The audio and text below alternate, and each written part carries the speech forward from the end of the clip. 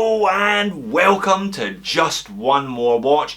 Welcome today to my full review of the Formex Essence Leggera, their brand new, all singing, all dancing carbon fibre version of their increasingly popular Essence model.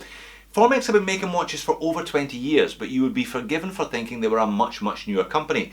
They've only recently discovered the power of social media, it seems, for getting their product out there and getting their watches in front of people, under their noses and in their faces, and I think the Essence model in particular has sold in decent numbers as a consequence of that, and well it might, it's a fantastic watch. To be clear, I paid for this one, but they did me a bit of a deal, so take from that what you will. As always, don't just take my word for it. Like I said, there are an increasing number of YouTube videos and written reviews on this watch, and also a whole bunch of user reviews as well, so make sure you view as much of that as possible if you are keen on one of these. No discount code in the description of the video today, but if you do, send them an email or get on the chat with Formex if you're keen on one of these. Tell them you watch this video, they'll give you a code for a free strap, which is not to be sniffed at. I am in awe of this watch from a technical perspective. Forged carbon fibre, injected carbon fibre outer case, titanium inner case, COSC certified chronometer, automatic movement with perlage and a customised skeleton rotor. It's got a forged carbon dial, BGW9 lume on the hands and the indexes, and two different patented systems, one in the case of the watch and one in the clasp, ensuring a fantastic fit. This is, without a doubt, the most comfortable watch that I have ever owned, I have ever worn. Full stop, end of. I got it 2 months ago and I've been wearing it more than any of my other watches, and the comfort factor is a big reason for that. But should a watch be more than a technical exercise? Does it need to engage its owner, its wearer, on a visceral level, on an emotional level? And does this Formex do that? That is today's question. Let's flip the camera and search for an answer. To be honest, I've been searching for the answer for the last 2 months already. I've been thinking about this one quite a bit. It's an intriguing watch, this Formex. It's not necessarily something that I would normally go for. You know I prefer slightly smaller vintage style dive watches. If I've got a type, then that is my type. This is both larger and more modern than I would normally go for. But it does have certain appeals that have seen me reach for it time and time again. It is not the cheapest watch that I've reviewed on the channel. These ones from Formex are 1,880 USD. If that is beyond your remit, do not fret. There are plenty of models within the Essence range, not quite so all singing, all dancing, starting at under 800 USD for the stainless steel model that I reviewed last year. I will leave a link in the top corner of the screen if you want to check out that video. Now, Formex were kind enough to send me on the rubber strap, which is the one I asked for. They also sent the canvas strap and the leather strap, and I will show you on all three of those over the course of the video because it is super easy to change the straps. And shock horror, I might actually suggest that you have a look at the owner's handbook. 3-year warranty with these, so they're a little more expensive, but you do get an extra year warranty. Like I said, this one arrived beginning of July. I have had it now in the house and mostly on my wrist for 2 months.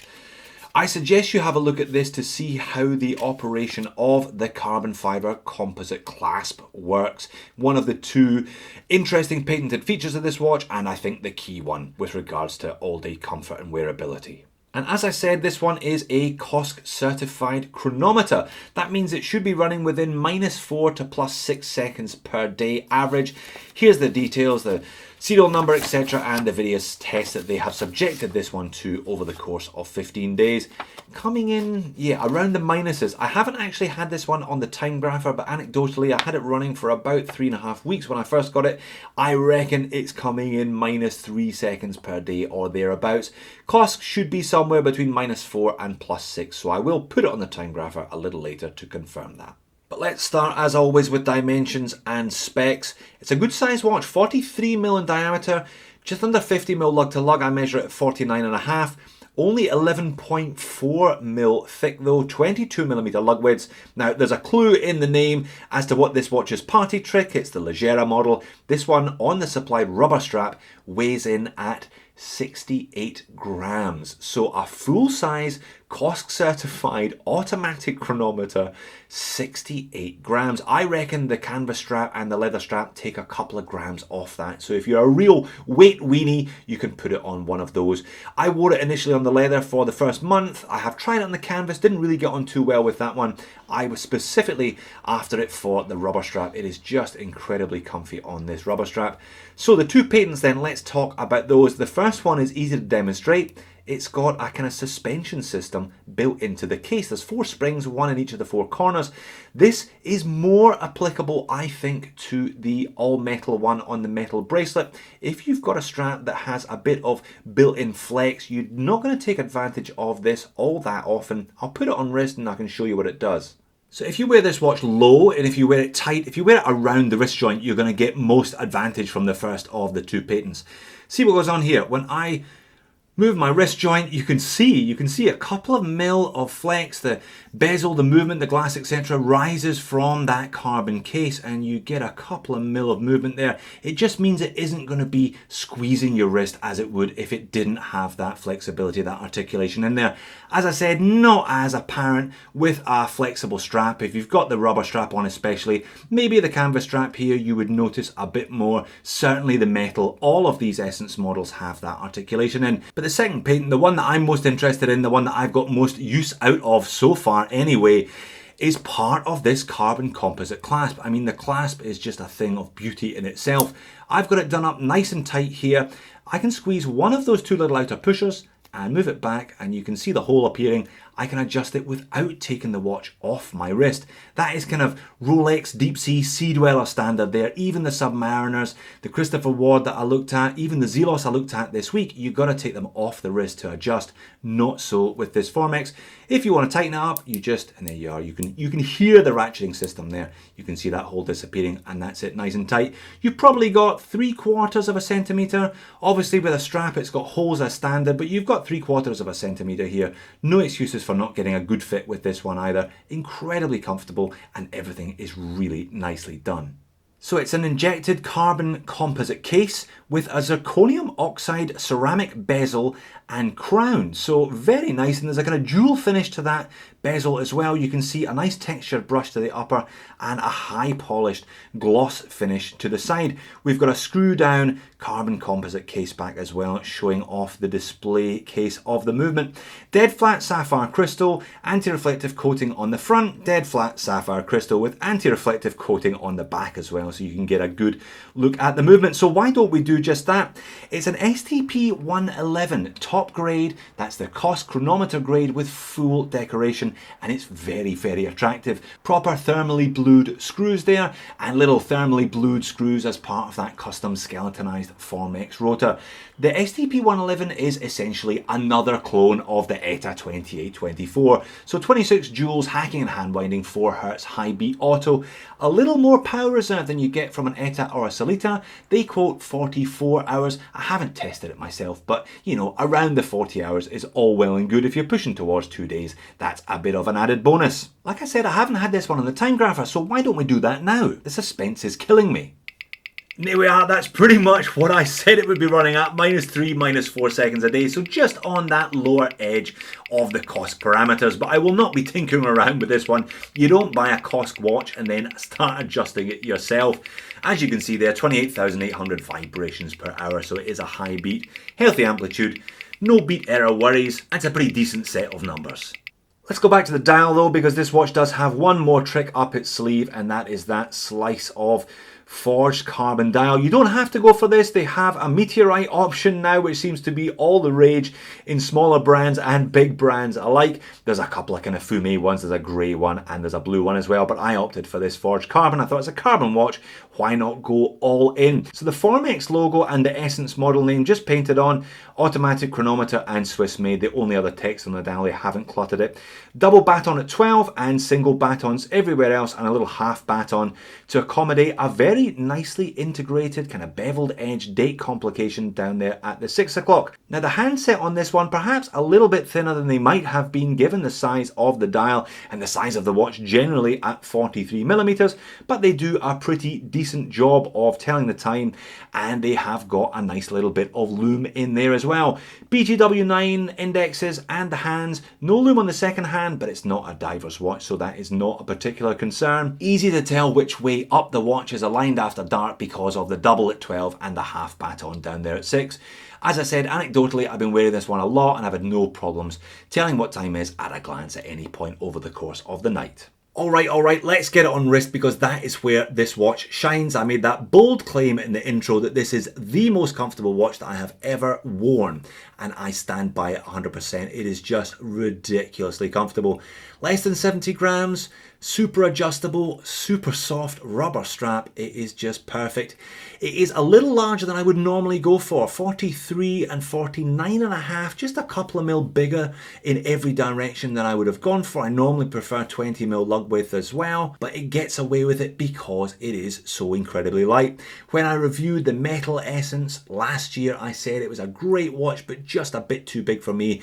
This is one way around it. You take the weight off a watch and you make it much more wearable. So that's it on the leather strap. I don't normally wear leather straps. Somebody commented in the unboxing video that I had to give the leather a proper go because it was so soft and comfortable, and it is. And I wore it for the month of July, which is midwinter here, so a good time to wear a leather strap in Sydney is over the winter. And that's the canvas. I have dabbled with it. I think it looks great on the canvas, but maybe this one needs a bit more breaking in time that I probably don't have the patience for, if I'm being honest. So regardless, if you do spec on a couple of straps or you get the freebie by mentioning my name, you use the same carbon composite deployant. So they give you one of those and you just swap it over. Everything is quick release. Everything's on quick release spring bars. Nice and easy to do. And it's still nicely legible as well. Perhaps the grey dial one would be the most legible of all of the Leggera options, but this forged carbon one, I thought it really suited the overall look. High gloss indexes, high gloss handset as well. You usually catch some light with those and get a good at a glance read from it. And the same applies outside. Plenty of anti-reflective on the Sapphire. You get a nice clean read of this one in most light conditions. You also get a nice clean view of that rehaut, the kind of angled chapter ring just at the outer edges of the forged carbon dial. Just a minute track printed on with slightly larger markers at the hours. Now the 4 hex bolts, one in effectively in each corner of the watch, obviously a stylistic choice for them to do that there. They are quite nicely integrated though. Little recesses in the bezel allow for that. Formex is a portmanteau. It's 2 French words, form and extreme. So extreme design, and I guess that's part of their overall design philosophy. The Essence is their most reserved watch if you have a look at the rest of the catalogue, and even then it's full of angles and full of bold choices, and I guess those 4 bolts are part of that. It is just so comfortable on wrist, as I keep saying, and that all black look really does add a little touch of sinister about this one, a little bit of extra stealth. So moans and niggles, and back to the question that I alluded to in the intro. Have I fallen in love with this Formex? Have we connected on an emotional level? And if not, is that all right? Do you need to connect with every single watch you own on an emotional level for them to be a valid and valuable part of your collection? The tech specs here are fantastic. I forgot to say 100 meters of water resistance, just a push-pull crown, but that's perfectly in keeping with this sporty style of watch. A couple of really interesting design features that do nothing but enhance the comfort. And as I keep saying, this is the most comfortable watch that I have ever worn, but it just hasn't lit a fire in my belly. I haven't caught myself looking down at my wrist and going, "Fwah," in a way that I have done in the past, perhaps rightly, perhaps wrongly, with the likes of the Oris Diver 65, my Omega Aquaterra for sure, even the Seiko Sarb 033, all watches that I have described as having a touch of the magic about them. I just don't think the Essence has a touch of the magic about it in spite of all of those specs. The branding, I know a lot of people aren't all that impressed with the Formex name, even though, as discussed, it's a kind of portmanteau. There is a logic behind it. That font though, they've been making watches since the late 90s, and I think that font is a carryover from their early days. There is some good news in that regard. I believe they're launching a dive watch model next month, and I believe they're going to be updating the brand logo, brand identity there, which I think is going to please a lot of people. Also, now the dressier style, it's a sporty watch for sure, but it is a little bit dressy, having the fixed bezel and so on. When I reviewed the braceleted model, the look worked. I think with this one, with the forged carbon, it is overtly sporty. I reckon they could have done something a bit different with the handset specifically. It still looks quite dressy from the dial, and I mean, this is not a particularly dressy watch. I reckon they could have done with bulking up the hands just a little bit. That would have given it a bit more oomph on the dial especially. So that's something perhaps they could do in future models, and I would kill for a 4120. Coming in at about 60 grams, can you imagine how awesome that watch would be? This is great. I'm going to be keeping this one long term. I can see this getting a lot of wrist time based on the comfort factor alone. So to answer the question, I technically think this watch is a marvel. I have a lot of respect for it. I don't necessarily love it, but that's okay. I don't think you have to love each and every watch in your collection. Not equally anyway. I love this one in a slightly different way perhaps. So there you have it, the Formex Essence Leggera, not cheap on paper at just under 2,000 US dollars, but when you compare the specs on offer with similarly spec'd watches from bigger, better known Swiss watch brands, I think there's plenty of value to be had here today.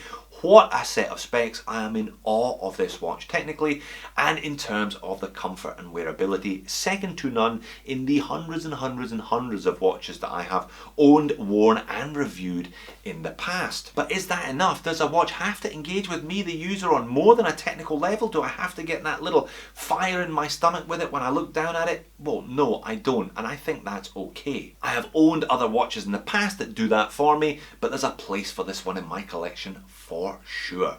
Thanks for watching. I will see you in a future video.